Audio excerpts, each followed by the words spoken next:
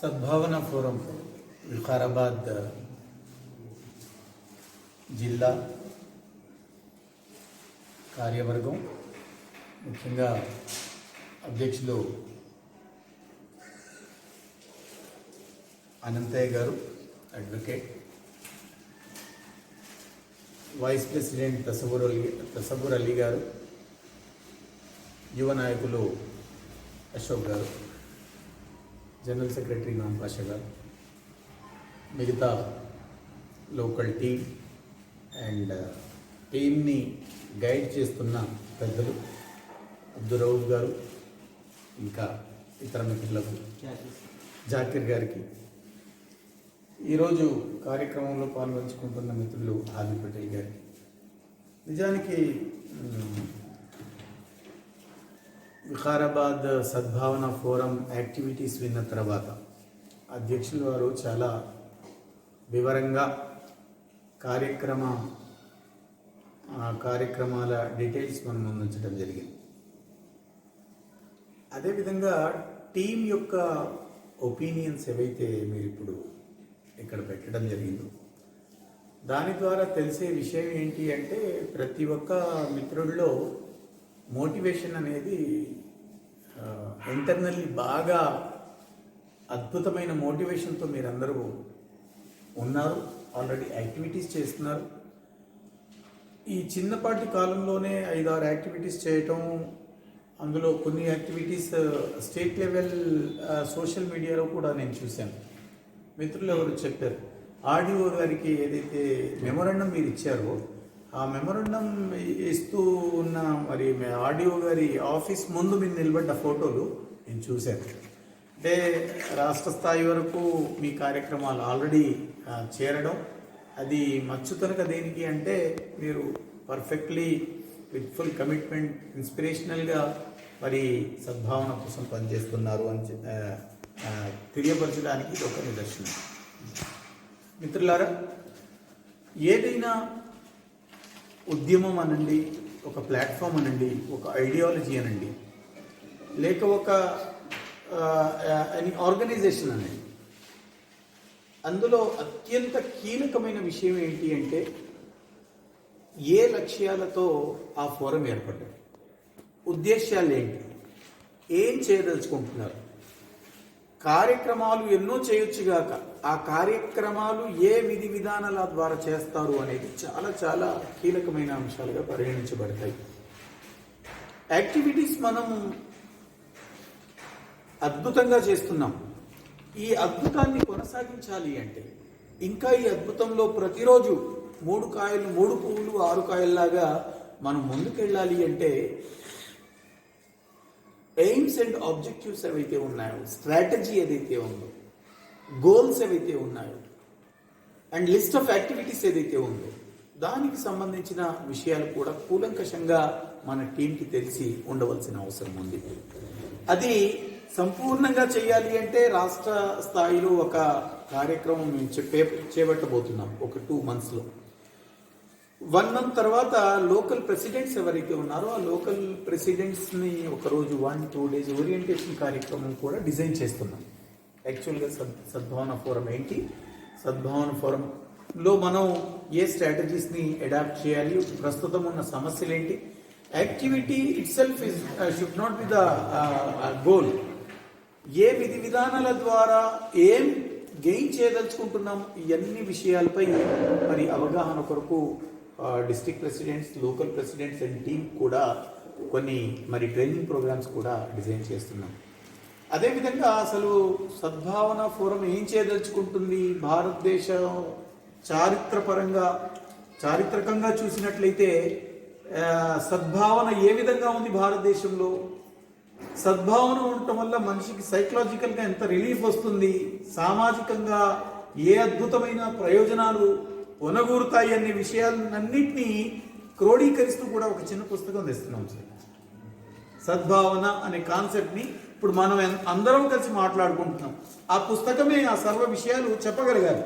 ఇంకా దానికి అదనంగా జోడిస్తూ మనం చాలా విషయాల్ని సమాజంలో తీసుకెళ్లవలసిన అవసరం ఉంది. ప్రియమైన సోదరులారా, సద్భావన ఏదైతే మనం ఏర్పాటు చేసుకున్నామో, సద్భావన ఫోరం ఏర్పాటు చేసుకున్నాము అంటే సద్భావన ఎక్కడో కొరవడుతుంది కాబట్టే మనం సద్భావన గురించి ఆలోచించాము అనే విషయం తెలియగానే తెలుస్తుంది, చెప్పకనే చెప్పినట్టు అవుతుంది కదా. సద్భావన అద్భుతమైన పేరు. ఇప్పుడే తాండూరు నుండి వస్తున్నాం, విభిన్న ప్రదేశాల నుండి కూడా. ఆ సద్భావన పేరు ఏదైతే ఉందో, సత్ ప్లస్ భావన. సత్ అంటే మంచి, భావన అంటే ఆలోచనలు. మంచి ఆలోచనలు, మంచి భావాలు, మంచి ఉద్దేశ్యాలు, మంచి లక్ష్యాలు, మంచి కార్యక్రమాలు, ప్రేమ, ఆప్యాయత, అనురాగం, ఇవన్నీ కలగూరగంపగా చూస్తే అది మరి సద్భావన రూపంలో కనిపించే విధంగా సద్భావన కార్యక్రమాల్ని మనం తీర్చిదిద్దవలసిన అవసరం ఉంది. ఇటీవల కాలంలో భారతదేశ ప్రభుత్వాన్ని చూసినట్లయితే, లేక భారతదేశంలో సంభవిస్తున్న సంఘటనలను తరచి పరిశీలించినట్లయితే తెలిసే విషయం ఏంటి అంటే, భారతదేశానికి ఒక పెను ప్రమాదం పొంచి ఉంది అనే విషయం కూడా మనకు తెలుస్తూ ఉంది. అదేంటి? భారతదేశ గొప్పతనం ఏంటి అంటే యూనిటీ ఇన్ డైవర్సిటీ. భిన్నత్వంలో ఏకత్వం మనకున్న అత్యంత బలం. అది యాటమ్ బాంబ్తో సమానం. అదేవిధంగా అది ఏ ఇతర పెద్ద శక్తితో కూడా దాన్ని మనం పోల్చలేం. ప్రియమైన సోదరులారా, ఆ unity in diversity is at stake in present position. ఎట్లా? యాక్చువల్లీ భారతదేశం ఒక సెక్యులర్ దేశం, ఒక డెమోక్రటిక్ దేశం. అదేవిధంగా ఒక అంటే fraternity, brotherhood, love, affection, respect, mutual understanding, mutual cooperation, mutual coordination, ఇదంతా అనాదిగా మనం చూస్తున్నాం మన సమాజంలో. వేల సంవత్సరాలుగా, వందల సంవత్సరాలుగా చూస్తున్నాం. హిందూ మీద సోదరునికి ఇంటి పక్కన ముస్లిం సోదరుడి ఇల్లు ఉంటుంది, ఆయన పక్కన క్రిస్టియన్స్ ఉంటారు, ఇంకా ఆయన పక్కన బీసీలు ఉంటారు, ఎస్సీలు ఉంటారు. వీళ్ళందరూ కలిసికట్టుగా జీవిస్తున్నారు. ఇప్పుడు ప్రభుత్వం అవలంబిస్తున్న విధానం ఏంటి అంటే సొసైటీని పోలరైజ్ చేసేయాలి. పోలరైజేషన్ అంటే ఏంటి? రెండు సమూహాలుగా విభజించాలి. భవిష్యత్తులో రాబోయే సర్వే ప్రొఫార్మన్స్ ఏవైతే ఉంటాయో అందులో కేవలం రెండే విషయాలు ఉంటాయండి. మీరు ముస్లిమా, హిందువా, మూడోదేం ఆప్షన్ ఉండదు. అంటే సిక్కు వ్యక్తిని కూడా, జైన వ్యక్తుల్ని కూడా, బౌద్ధుల్ని కూడా, అంబేద్కరైట్స్ అందరూ తనకు తాను హిందువుగా స్వీకరించడానికి సిద్ధంగా లేరు. లేదు లేదు, you must be treated as a Hindu. అంటే ఇక్కడ అలా చెప్పినంత మాత్రాన హిందువుల్ని గౌరవిస్తున్నారంటే అది లేదు. పోనీ హిందువులందరినీ గౌరవించకపోయినా పర్వాలేదు, బ్రాహ్మిన్స్ అందరినీ గౌరవిస్తున్నారా? అది లేదు. ఎంతో మంది స్వాములు, ఎంతో మంది మరి బ్రాహ్మణ వాదాన్ని ఏంటి ఒక బలం చేకూర్చేవాడిని కూడా కర్టైల్ చేసుకున్న పరిస్థితి. ఓవరాల్ ఏంటి అంటే భవిష్యత్తులో భారతదేశాన్ని కొంతమంది తమ చేతుల్లో, అంటే ఒక ఐడియాలజీ ఏదైతే ఉందో, హిందుత్వ ఐడియాలజీ ఎవరైతే కలిగి ఉన్నారో ఆ ఐడియాలజీ దిశగా భారతదేశాన్ని తీసుకెళ్ళండి. దాంట్లో ఫస్ట్ స్టెప్ ఏం చేశారు? సిఐఏ తీసుకొచ్చారు. సరే, కాశ్మీర్ ఇష్యూ పక్కన పెట్టండి, ట్రిపుల్ తలాక్ పక్కన పెట్టండి, ఇతరేతర అంశాలు చేశారు. కానీ ఇప్పుడు ముఖ్యమైన అంశం ఏంటంటే సిఏఏ. భారతదేశ రాజ్యాంగం ఆర్టికల్ 14 ఏమంటుంది? ఈక్వాలిటీ బిఫోర్ లా ఉంటుంది. No discrimination among the citizens of India అంటుంది ఆర్టికల్ 15. కానీ దాన్ని తూట్లు పడుస్తూ సిఏ యాక్ట్ని పాస్ చేశారు.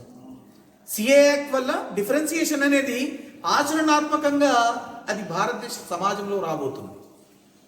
దాని తర్వాత ఏం చేస్తారు? దళితుల్ని టార్గెట్ చేస్తారు. దాని తర్వాత దళితులకు అదేవిధంగా ఎస్సీ ఎస్టీస్కి ఏదైతే రిజర్వేషన్ ఉందో దాన్ని క్యాన్సిల్ చేసే ప్రయత్నం చేస్తారు. ఇదంతా ఎజెండాలో భాగం. అనంతరం మళ్ళీ గతంలో ఎస్సీలు ఏ స్థానంలోనైతే ఉన్నారో సమాజంలో అదే స్థానంలోకి తీసుకెళ్ళాలి. గతంలో బ్రాహ్మిన్స్ కానీ, వైశ్యులు కానీ, అగ్రకులాలు ఎవరైతే ఉన్నారో మళ్ళీ వాళ్ళ స్థానాల్లో ఫిట్ చేయడానికే ఈ ప్రభుత్వం ఈరోజు చేస్తున్న కృషి. సరే, ఈ కృషిని కూడా ఒక నిమిషం మనం ఆలోచిద్దాం. ఈ ప్రయత్నాల వల్ల దేశానికి ఏదైనా ప్రయోజనం ఉందా? సమాజానికి ఏదైనా ప్రయోజనం ఉందా? భారతదేశ పౌరుడికి ఏమైనా ప్రయోజనాలు ఉన్నాయా? ఎంత మాత్రం లేదు. లేకపోగా భయంకరమైన నష్టాలు భారతదేశ సమాజానికి ఉన్నాయి. భారతదేశ భౌగోళిక పటానికే ఒక అద్భుతం అని పెద్ద భయంకరమైన మరి డేంజర్ అనేది పొంచి ఉంది. మరి ఎవరి కోసం చేస్తున్నారు? తమ పెత్తనం చెలాయించడం, తమ ఐడియాలజీని సుప్రీమసీగా చూపించడం. 1925లో ఫామ్ అయిన ఆర్ఎస్ఎస్ ఈరోజు 2025లో 2024లో తన యొక్క సెంటినరీ మరి సెలబ్రేషన్స్ కోసం ప్రయత్నాలు చేస్తుంది. ఆ సెంటినరీ ప్రయత్నాల కోసం, సెలబ్రేషన్స్ కోసం భారతదేశాన్ని హిందూ రాష్ట్రంగా మార్చాలి అనే దిశగా వడి అడుగులేస్తుంది.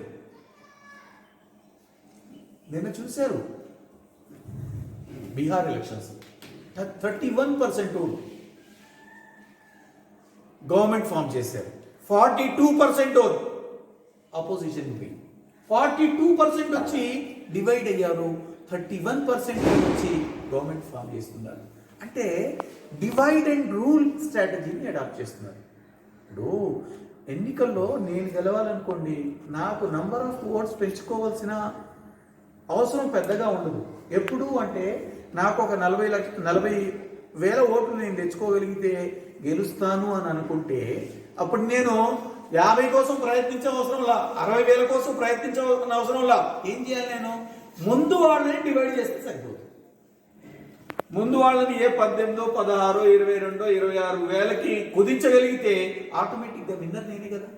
అంటే భారతదేశాన్ని, ఇక్కడ ఉన్న దళితుల్ని, మైనారిటీలను, బీసీస్ని, ఎస్టీస్ని, ఆదివాసీస్ని, మహిళల్ని ఒక ప్రణాళికాబద్ధంగా సమాజాన్ని డిఫరెంట్ గ్రూప్స్లో డివైడ్ చేసి ఒక టాక్టిక్స్ని ఇవాళ బీజేపీ అడాప్ట్ చేస్తా ఉంది. అసలేంటి ఆ బీజేపీతో మనకేంది, బాగైంది, మనం ఏదో సామాజిక కార్యక్రమాలు చేసుకుంటున్నాం, వాళ్ళ ప్రస్తావన ఇంతగా ఎందుకు అనే సందేహం మీకు వచ్చే ఉండవచ్చు ఇప్పటి వరకు. అసలు డేంజర్ ఎవరి వల్ల ఉంది? వాళ్ళ వల్లనే ఉంది. ఏ కమ్యూనిటీస్ అయితే వాళ్ళ సమాజంలో ఉన్నారో ఆ కమ్యూనిటీస్ని, వాళ్ళ యొక్క హక్కుల్ని కూడా కారరాసే దిశగా వాళ్ళు వెళ్తున్నారు. ఇవాళ ఎడ్యుకేషన్, న్యూ ఎడ్యుకేషన్ పాలసీ వచ్చింది, కంప్లీట్ ఐడియాలజీని అందులో చొప్పించే ప్రయత్నం చేశారు. యోగాని సైన్స్తో పోలుస్తున్నారు, ఆయుర్వేదాన్ని మరి ఎంబీబీఎస్, ఎండి అండ్ స్పెషలైజేషన్స్తో పోలుస్తున్నారు. అర్థం లేని మాటలు, అర్థం లేని పోలికలు. పెండను, అదేవిధంగా ఆవు మూత్రాన్ని అద్భుతమైన ఔషధంగా ఒక ప్రచారం చేసే ప్రయత్నం జరుగుతాం. సరే, ప్రయత్నం చేసిన సోదర మిత్రులారా, మనకున్న పరిధుల్లో మనం ప్రజల్లోకి తీసుకెళ్ళవలసిన అంశం ఏంటి అంటే, భారతదేశం అనాదిగా ఎట్లయితే ఉందో ఆ అనాదిగా వస్తున్న భారతదేశాన్ని మనం ముందు తరాలకు ఇవ్వగలిగే స్థితిలో తీసుకెళ్ళాలి. అంటే 100కి మిత్రులు చెప్పినట్టు, అశోక్ గారు చెప్పినట్లు 100కి 90% ఉన్న మనం డివైడ్ కాకుండా చూసుకోవాల్సిన అవసరం ఉంది. డివైడ్ ఎవరు చేస్తున్నారు? ప్రాక్టికల్గా, ఆచరణాత్మకంగా ప్రయత్నాలు జరుగుతున్నాయి. Media, money power, muscle power, ఇతర పవర్స్ ఏవైతే ఉన్నాయో వాటిని యూటిలైజ్ చేసి ఆ 5%, 6%, 2% ఎవరైతే ఉన్నారో వాళ్ళు ఇవాళ సొసైటీని డివైడ్ చేస్తున్నారు. సద్భావన ఫోరం అనే ప్లాట్ఫామ్ ఎందుకు ఏర్పడింది అంటే, వాళ్ళు పోలరైజేషన్ టాక్టిక్స్ ఏవైతే అడాప్ట్ చేస్తున్నారో ఆ పోలరైజేషన్ని మనం సక్సెస్ కానివ్వద్దు. వాళ్ళు ఏమంటున్నారు? దళితుల వల్ల ఈ సమాజానికి పెద్దగా ఉనగూడే ప్రయోజనం లేదు, స్పష్టంగా చెప్పట్లా, కానీ లోపల ఉన్న విషయం. ముస్లింలు భారతదేశం దేశద్రోహులు, వీళ్ళ వల్ల సమాజానికి ఏ విధమైన ప్రయోజనం లేదు అనే స్టేట్మెంట్స్ ఏవైతే వస్తున్నాయో, సద్భావన ఫోరంగా మనం ఏర్పడితే, మనం కలిసికట్టుగా కూర్చుంటే, ఏ ప్రేమాప్యాయతోనైతే మనం ఈ కార్యక్రమాన్ని నిర్వహించుకుంటూ ఉన్నామో, గతంలో మీరు కార్యక్రమాలు నిర్వహించుకున్నారో, ఎవరైనా వచ్చి ఈయన మంచివాడు కాదు అంటే మీరు ఒప్పుకోవడానికి సిద్ధపడతారా? లేదు, సిద్ధపడరు. ఎందుకంటే రౌఫ్ గారిని నేను కంటిన్యూస్ చూస్తున్నానండి. ఆయన మాట, ఆయన బిహేవియర్, ఆయన మైండ్ సెట్, ఆయన ఆలోచనలు, ఆయన యాక్టివిటీస్ నేను గమనిస్తున్నాను. ఆయన ఏ విధంగా చెడ్డవాడిగా నేను ముద్ర వేయగలను అని సహజంగా మనం ప్రశ్నించే తత్వం మనలో వస్తుంది. మిత్రులు, అనంతయ్య గారి గురించి ఒకవేళ ఎవరైనా కాదండి ఈయన ఈ ఈ ఈ ఈ విధమైన వ్యక్తి ఆ విధమైన వ్యక్తి అంటే మనం ఎంత మాత్రం అంగీకరించాం. ఎందుకంటే ఆయనకున్న టాలెంట్, ఆయన చేస్తున్న ఎఫర్ట్స్, ఆయన ఎబిలిటీ, ఆయనకున్న సర్టిఫికేట్స్ అండ్ దాని బ్యాక్గ్రౌండ్ లో ఆయనకున్న ఎలిజిబిలిటీ, ఇవన్నీ మనం మంచిగా తెలుసుకున్నాం కాబట్టి వేరే వారి నెగిటివ్ పబ్లిసిటీని మనం తిప్పికొట్టగలిగే అవకాశం మనకు ఉంటుంది. కాబట్టి సోదర మిత్రులారా, ఈ సద్భావన కార్యక్రమాల ద్వారా సమాజాన్ని పటిష్టపరచడం దీని యొక్క అతి ముఖ్యమైన లక్ష్యం. కార్యక్రమాల విషయానికి వచ్చినట్లయితే విభిన్న కార్యక్రమాలు దేని వల్లనైతే సమాజానికి ప్రయోజనం మనగూడుతుందో ప్రతి కార్యక్రమాన్ని మనం చేయవచ్చు. కాకపోతే రాజకీయ మరి పరిధిలోకి వచ్చే యాక్టివిటీస్ని మనం చేయకపోతే మంచిది. ఎందుకంటే రాజకీయాలు ఒక పెద్ద సముద్రం లాంటివి.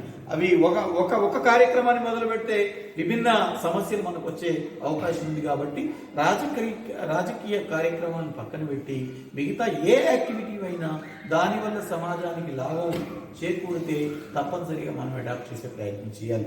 ఇప్పుడు 5 యాక్టివిటీస్ మీరు చేశారు, అద్భుతమైన యాక్టివిటీస్ అవి. ఆర్డీఓ గారికి రైతుల పట్ల ఏదైతే యాక్ట్ వచ్చింది పార్లమెంట్లో, ఆ యాక్ట్ ని నిరసిస్తూ ఇక్కడ వికారాబాద్ లో ఆర్డీఓని కలవడం, వెంటనే మీరు మెమోరాండం ఇవ్వడం అద్భుతమైన విషయం.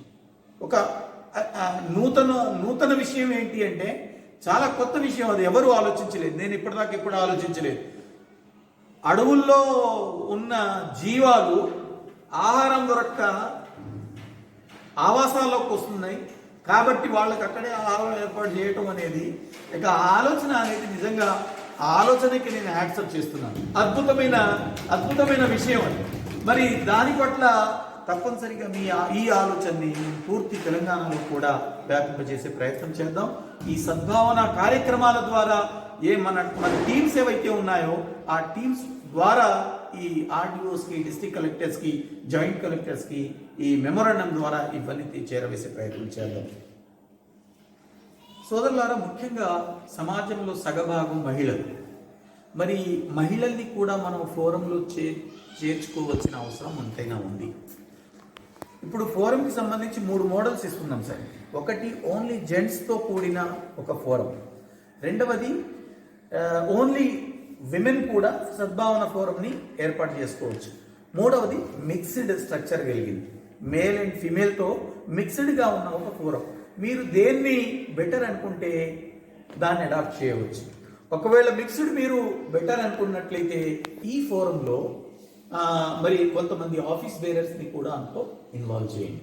విమెన్కి సంబంధించిన ఇష్యూస్ ఏవైతే ఉన్నాయో మహిళా సమస్యల మీద వాళ్ళు రెస్పాండ్ చేయడానికి అవకాశం ఉంటుంది. అదేవిధంగా ఇతర మహిళల్ని కూడా అట్రాక్ట్ చేసి మనలో అంతర్భాగంగా మార్చగలిగే అవకాశం ఉంటుంది. ముఖ్యంగా మహిళల విషయానికి వస్తే పోలీస్ స్టేషన్స్లో విభిన్న కార్యక్రమాలు జరుగుతా, విభిన్న మరి సమస్యలు, గొడవలు వస్తూ ఉంటాయి. అప్పుడు పీస్ కమిటీస్గా మనం ఇక్కడున్న SHO ఎవరైతే ఉన్నారో SHO గారిని కలవండి, స్టేషన్ హౌస్ ఆఫీసర్ని, SI గారిని కలిసి అయ్యా మేము ఈ విధంగా సద్భావన కార్యక్రమాన్ని ఏర్పాటు చేస్తున్నాం, మీ దగ్గర ఏదైనా సమస్యలు మా పరిధిలోకి వచ్చేది, అన్ని సమస్యలు మేము తీర్చలేకపోవచ్చు కాక మేము కౌన్సిలింగ్ ద్వారా కానీ ఇంకా గైడెన్స్ ద్వారా కానీ ఏదైనా చేయగలిగితే మేము చేసే ప్రయత్నం చేద్దాం. శాంతి స్థాపనకు మా పరిధిలో మా మా మా తాహతు మేరకు మేము శాంతి స్థాపన కోసం ప్రయత్నం చేస్తాం. ఇక్కడ మున్సిపల్ కమిషనర్ గారిని కలవండి, మున్సిపల్ కమిషనర్ గారిని కలిసి మరి ఎక్కడెక్కడైతే మరి శుభ్రతకు సంబంధించిన, స్వచ్ఛ భారత్కు సంబంధించిన విషయాలు మా గమనంలోకి వస్తాయో, విషయాన్ని గమనిస్తామో అవి మీ వరకు చేరవేస్తాం. దాన్ని కూడా మీరు సాల్వ్ చేసే ప్రయత్నం చేయండి. మా సేవల్ని కూడా మీరు వినియోగించుకోవచ్చు అనే విషయాన్ని కూడా కమిషనర్ గారిని విన్నవించుకునే ప్రయత్నం చేయాలి. అంటే యాక్చువల్గా మనకున్న రిసోర్సెస్ లేవు కదా, రిసోర్సెస్ అన్ని గవర్నమెంట్ దగ్గర ఉంటాయి. మనలాంటి NGOs ఎవరైతే ఉన్నారో NGOs దగ్గర ఫినాన్షియల్ రిసోర్సెస్ కానీ మ్యాన్ పవర్ కానీ పెద్దగా ఉండే అవకాశాలు తక్కువే. అయినప్పటికీ మంచి కార్యక్రమాల్ని మీరు ఇప్పటి వరకు చేపట్టడం చాలా సంతోషకరమైన విషయం. కాబట్టి మరి మిత్రులు ఒక సజెషన్ ఇచ్చారు, ఈ జిల్లాలో ఉన్న ఎక్కడెక్కడైతే జిల్లాలో విభిన్న కమిటీస్ ఉన్నాయో వాటన్నిటిని ఒక చోట చేర్చాలి. మంచి సజెషన్ అది. ఇప్పుడు ఒక 1-2 మంత్స్లో మేము ఏం చేస్తున్నాం అంటే ఫస్ట్ అధ్యక్షులతో కూడిన ఒక మీటింగ్, అనంతరం మొత్తం టీం, అంటే ఇక్కడ ఎంతమంది అయితే ఉన్నారో ఈ విధమైన టీమ్స్ అన్నింటినీ కలిపి హైదరాబాద్లో 1 డే 2 డే ఓరియంటేషన్ కార్యక్రమాన్ని మనం ఏర్పాటు చేసుకున్నాం. అక్కడే మరి పరిచయాలు అనేది జరగగలిగే అవకాశం ఉంది. మూడో అవకాశం ఏంటి అంటే మరి ఇక్కడ మనకు ఇప్పుడే తాండూరు వెళ్ళి వస్తున్నాం. ఇక్కడ వరుణ్ నాయక్ గారని అధ్యక్షుడిగా ఉండడం, జనరల్ సెక్రటరీగా ఇతర మిత్రులు ఉన్నారు. మా హాదీ పటేల్ గారు అవకాశం ఉంటే వారితో మిమ్మల్ని మీట్ అయ్యే అవకాశం కూడా కల్పిస్తారు. ఎనీ కార్యక్రమాలు మీరు ఇన్వైట్ చేసినట్లయితే వారిని కూడా వరుణ్ నాయక్ ఈ విధంగా అంటే స్టేట్ లెవెల్లో కలిసినప్పుడు ఎట్లాగో మనం పరిచయం అవుతాం, ఈ మధ్యలో కూడా మనం పరిచయం కాగలిగే అవకాశం ఉంది. కాబట్టి ఇప్పటి వరకు మరి ప్రెసిడెంట్ గారు మన అశోక్ గారు చెప్పినట్లు రాష్ట్ర స్థాయి శాఖ ఏదైతే చేయాలో అంతకంటే ఎక్కువ మీరే చేస్తున్నారని నేను నా వ్యక్తిగత అభిప్రాయం కూడా. ఎందుకు అంటే దీనికి సంబంధించి ముఖ్యంగా ఏంటి అంటే మళ్ళీ స్ట్రక్చర్ కింద నుండి పైకి, అంటే local to district, district to state, ఈ హీరార్కీ సిస్టమ్ వల్ల ఆ పనికి ఏదైనా ఇబ్బంది కలిగిద్దా అనే దృష్టికోణంతో మేము ఆలోచన ఏం చేసామంటే సద్భావన ఫోరంని ఎక్కువగా లోకలైజ్ చేయాలి, లోకల్గా పని చేయాలి. రాష్ట్ర వ్యాప్తంగా పేరు ఉన్నా లేకపోయినా పర్వాలేదు, కానీ లోకల్లో ఐడెంటిటీ ఉండాలి, లోకల్ ఇష్యూస్ని సాల్వ్ చేయాలి. ఏదైతే ఫ్రాటర్నిటీ ఇష్యూస్ ఉన్నాయో, మ్యూచువల్ కోఆపరేషన్ కోఆర్డినేషన్కి సంబంధించిన అంశాలు ఉన్నాయో, ఈ పోలరైజేషన్కి సంబంధించిన అంశాలు ఏవైతే ఉన్నాయో, యూత్ని పెడదారి నుండి బయటికి తీసుకొచ్చే అవకాశాలు ఏవైతే ఉన్నాయో, మహిళా సమస్యలు ఏవైతే ఉన్నాయో వాటి పట్ల వెంటనే మనం స్పందించి లోకల్గా బాగా యాక్టివ్ ఉంచాలి అని స్టేట్ లెవెల్లో దీన్ని బాగా యాక్టివ్ చేయట్లేదు ఇప్పటి వరకు. స్ట్రాటజీ పరంగా ఆ విధమైన స్ట్రాటజీని అడాప్ట్ చేస్తున్నాం.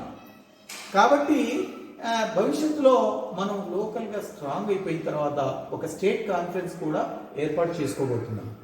ఆ స్టేట్ కాన్ఫరెన్స్లో వేలాదిగా మనం మరి జనాల్ని కూడా అందులో పోగు చేసి సద్భావన అనేది ఒక శక్తిగా, అంటే మనం రాజకీయ శక్తి కాకపోయినా మన శక్తిని చూసి రాజకీయ నాయకులు కూడా చలించే విధంగా ఆ స్థాయికి మనం వెళ్ళగలిగాం. సరే, రాజకీయంలో మనం ఇన్వాల్వ్ కాకపోవచ్చు, టికెట్ అడగకపోవచ్చు, లేక టికెట్ ఇచ్చినా మనం కంటెస్ట్ చేయకపోవచ్చు, కానీ రాజకీయ నాయకులకు ఎలక్షన్ సందర్భంలో ఎంతో మందితో ఎన్నో రకాల మరి అవసరాలు ఉంటాయి. కాబట్టి మనం రాజకీయంగా యాక్టివ్ లేకపోయినప్పటికీ మన వరకు వారు చే దిశగా ఆ స్థాయికి మనం మరి తీసుకెళ్ళవలసిన అవసరం ఉంటుంది. కాబట్టి ఈ శుభ సందర్భంలో మిమ్మల్ని కలవటం మరి నా అదృష్టంగా నేను భావిస్తున్నాను. చాలా రోజులుగా మరి మిత్రులు అడుగుతున్నారు రండి అని. గతంలో కూడా 15 రోజుల క్రితం కూడా కార్యక్రమం డిసైడ్ అయింది, కానీ రాలేకపోవడం. ఈరోజు అవకాశం కలిగింది కాబట్టి మీరు కోరినట్లు మీరు ఏదైనా కార్యక్రమం చేసినప్పుడు ఇన్వైట్ చేయండి. తప్పనిసరిగా రాష్ట్ర నుండి నేను కానీ లేక మా టీం నుండి కానీ ఎవరైనా రిప్రజెంటేషన్, వికారాబాద్ వరకే ఆ గ్యారెంటీ ఇస్తున్నాను, ఇంకెవరికి ఇవ్వగలిగే స్థితిలో మేము లేవు. ఎందుకంటే మొత్తం రాష్ట్రంలో కనీసం ఒక 100కు పైగా ఫోరంలు ఒక 1-2 monthsలోనే మనం ఏర్పాటు చేసుకోబోతున్నాం. ఆల్రెడీ ఇప్పుడు 36-37 ఫోరమ్స్ ఉన్నాయి స్టేట్లో. వాళ్ళ అధ్యక్షులు కార్యదర్శుల పేర్లు మొత్తం టీం పేర్లు ఉన్నాయి. 1-2 monthsలోనే మనం అట్లీస్ట్ 100 ఫోరమ్స్ తెలంగాణలో ఏర్పడతాయి. ఆ 100 ఫోరమ్స్ ఇంటూ ఒక 2,000 వ్యక్తుల్ని కూడా మనం ఇంటూ చేసుకుంటా పోతే ఈ కార్యక్రమాలు ముందుకు వెళ్ళే అవకాశం ఉంది. మరి గైడెన్స్ విషయంలో మాకు ప్రాపర్గా గైడ్ చేయండి అంటే ఆ గైడెన్స్ విషయంలో ఏంటంటే మంత్లీ క్యాలెండర్ని కూడా ఇవ్వబోతున్నాం. మంత్లీ ఒక క్యాలెండర్, అంటే మహిళా దినోత్సవం రోజున మనం ఏం చేయొచ్చు, మదర్స్ డేన మనం ఏం చేయొచ్చు, ఫారెస్ట్ సేఫ్టీ ఆఫ్ ఫారెస్ట్ ఎన్నో ఇంపార్టెంట్ డేస్ వస్తుంటాయి కదా, దానికి సంబంధించిన అంశాలు, year plan, monthly plan, weekly plan కూడా మీకు తప్పనిసరిగా ఒక మంచి పుస్తకం కూడా నిన్ననే ఫైనల్ అయింది. ఒక 5-10 రోజుల్లోనే తప్పనిసరిగా మీ చేతుల్లో కూడా అది చేరుతుంది. అతి త్వరలోనే మరి ఆఫీస్ బేరర్స్ కూడా ట్రైనింగ్ కార్యక్రమాన్ని ఏర్పాటు చేస్తున్నాం. అంటే మేము రాష్ట్ర స్థాయి శాఖ ఏదైతే పని చేయాలో అది బాగా స్పీడ్గా చేస్తుంది. కాకపోతే మీ అంత స్పీడ్ ఉండకపోవచ్చు కాక, కానీ తప్పనిసరిగా రాష్ట్ర శాఖ కూడా యాక్టివ్గా ఉంది. సమీప భవిష్యత్తులో మంచి రోజులు కూడా మనం చూస్తామని మీ అందరికీ తెలియజేస్తూ హామీ ఇస్తూ మీరు ఎప్పుడు పిలిస్తే అప్పుడు వస్తానని మీకు ఒక మాట ఇస్తూ మరి ఈ మంచి కార్యక్రమంలో ఇన్వాల్వ్ అయ్యే అవకాశం ఇచ్చినందుకు అధ్యక్షులు అనంతయ్య గారికి, వైస్ ప్రెసిడెంట్ సబర్ అలీ గారికి, అశోక్ గారికి, మొత్తం టీంకు ప్రత్యేక కృతజ్ఞతలు చెల్లించుకుంటూ ముగిస్తున్నాను.